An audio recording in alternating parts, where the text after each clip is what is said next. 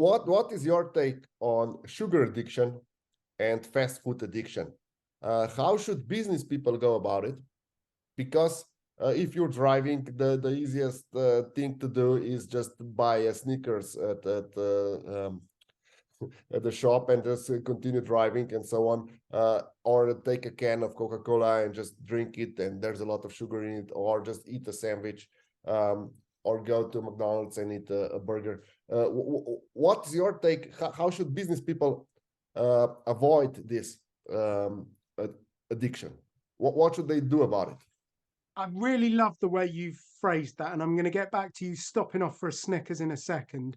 But the first thing I want to point out is having, I've done my fair share of drink, drugs, smoking, eating junk food, listening to terrible music, and it all works in exactly the same way. Smoking, drinking, junk food.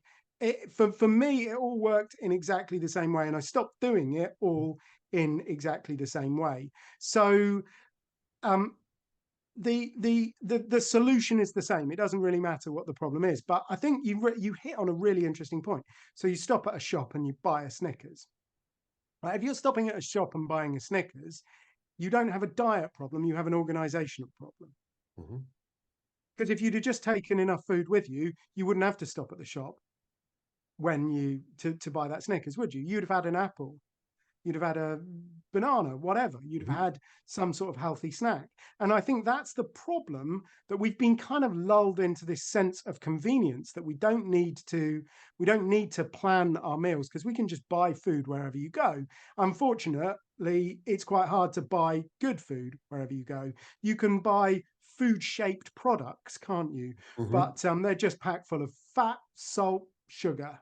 Those are the only ingredients in most of the stuff that you can buy in petrol stations. And I know, I get the problem. I do a lot of driving myself. I try really hard to be strategic about it so that I know, right, day after tomorrow, I'm going to London. I'll leave at 6 a.m. And if I get back at 7:30 at night, I'll be happy.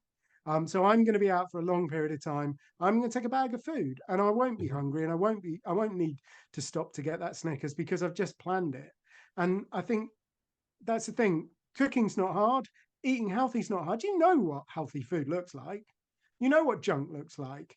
It's just we don't organize our lives sufficiently. We don't plan sufficiently. So we end up having to get things on the fly, and we buy what is available. And unfortunately, is what is available, it's junk, isn't it?